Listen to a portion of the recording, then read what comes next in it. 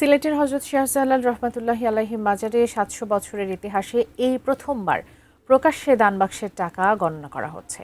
সেখানে আছেন প্রতিনিধি কামরুল ইসলাম মাহি। বিস্তারিত জানতে সরাসরি যুক্ত হচ্ছে তার সঙ্গে। মাহি, আমি বলছিলাম যেমন যে ৭০০ বছরের ইতিহাসে প্রথম ঘটনা, সেটি নিয়ে আসলে সেখানকার মানুষদের মনে কি ধরনের চাঞ্চল্য আপনি দেখতে পাচ্ছেন?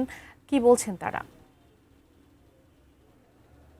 বাবলি, প্রথমেই বলে রাখি যে ৭০০ বছরের যে প্রথা, সেই প্রথা ভেঙে যে মাজারের দান বাক্সের টাকাগুলো গণনা হচ্ছে, সেটিকে এখানকার যে মানুষ যারা রয়েছেন বা সিলেটের মানুষ যারা রয়েছেন তারা এটিকে সাধুবাদ জানাচ্ছে। তবে একই সঙ্গে মিশ্র প্রতিক্রিয়াও রয়েছে। অর্থাৎ শাহজালাল বাজারের যে আয় ব্যয়ের স্বচ্ছতা নিশ্চিতে প্রথম থেকে যে প্রশ্ন উঠেছিল বা সিলেটের সদ্য প্রত্যাহারকৃত জেলা প্রশাসক ডিসি সারোয়ার আলম যে উদ্যোগ নিয়েছিলেন, সেই উদ্যোগের পরে কিন্তু বিভিন্ন প্রশ্ন উঠেছিল এবং সেই প্রশ্নের পর থেকেই আমরা দেখেছি যে জেলা প্রশাসনের পক্ষ থেকে যে ট্যাগগুলো রয়েছিল দান বাক্সের সেগুলোকে সিলগালা করা হয়েছে। তার পরবর্তীতে জেলা প্রশাসনের পক্ষ থেকে যে দান বাক্সগুলো প্রতিস্থাপন করা হয়েছিল সেগুলিতে গত 4 দিনে যে টাকা জমা হয়েছে, সেই টাকা আসলে এখন গণনা করা হচ্ছে এবং সিলেটের জেলা প্রশাসনের বেশ কয়েকজন ম্যাজিস্ট্রেট এবং সিলেট মহানগর পুলিশ, সিটি কর্পোরেশন এবং মাজার কর্তৃপক্ষ অর্থাৎ মাজারের মাদ্রাসার বেশ কয়েকজন ছাত্র যারা রয়েছেন তারা এই টাকাগুলো গণনা করছেন এবং বেশ কৌতূহল ভরেই আসলে সিলেটের সাধারণ মানুষ তারা আসলে এটি দেখছেন।